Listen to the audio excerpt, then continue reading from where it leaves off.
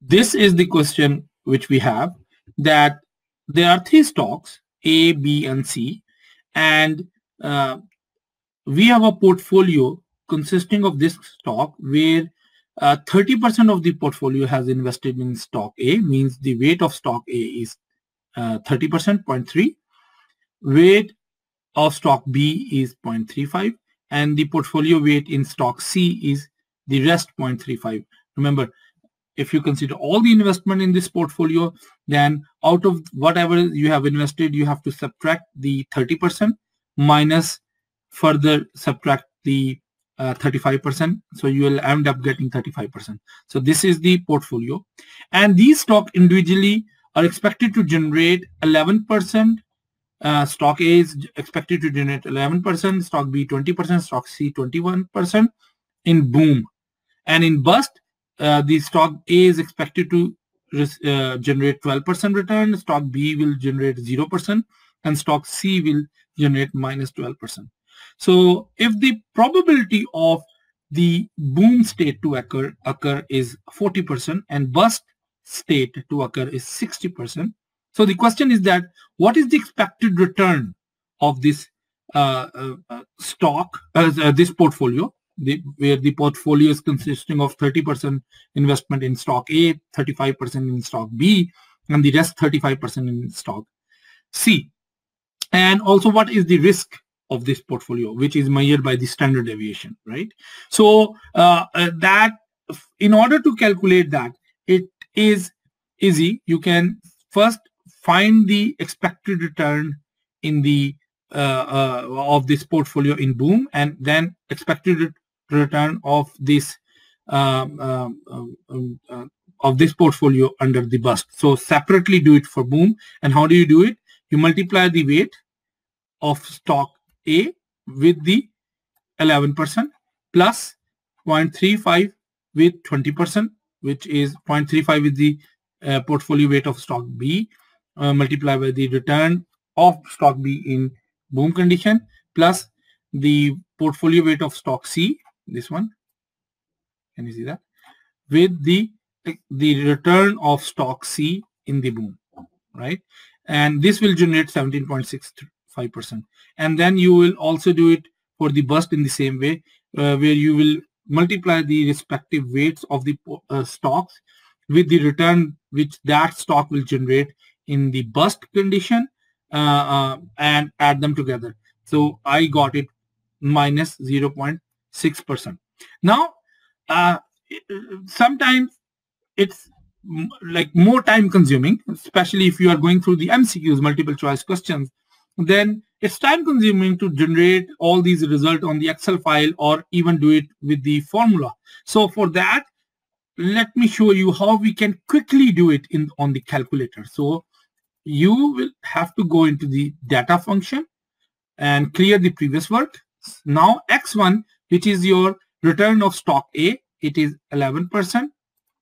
Y1 is the portfolio weight over here for stock A, that is 30.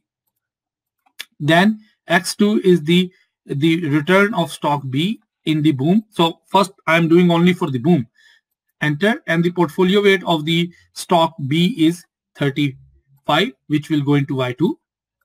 And then the stock return of stock C is 21 under the boom condition, and the weight of stock C is the 35%, right? So enter it over here, go into this data, one variable function you have to be in, and then check over here, mean 17.65%, which is this one. So you simply do not have to use the formula at all. Simply, if you know how to plug in the numbers in the BA2 Texas Instrument calculator, right away the return is in front of you. If you likewise repeat this bust, you will get minus 0.6%. So what you will do, in X1 you will add 12%, then Y1 30%, then X2 is your 0%, Y2 35%, X3 minus 12%, and Y3 35%. And if you'll go and check in the same way, you'll find this is the minus 0.6%. So what these boom return and bust returns are showing, that if the next year will be a boom year, then the return of the portfolio will be 17.65%. And if the next year will be a bust year, means it is not doing well, then the return of the same portfolio will be minus 0.6% based on this data. Based on this data and based on this weight, the portfolio weight. If you change the weight, obviously your answer will change. Now the question was this, that what is the expected return of the portfolio? We have still not able to do it yet.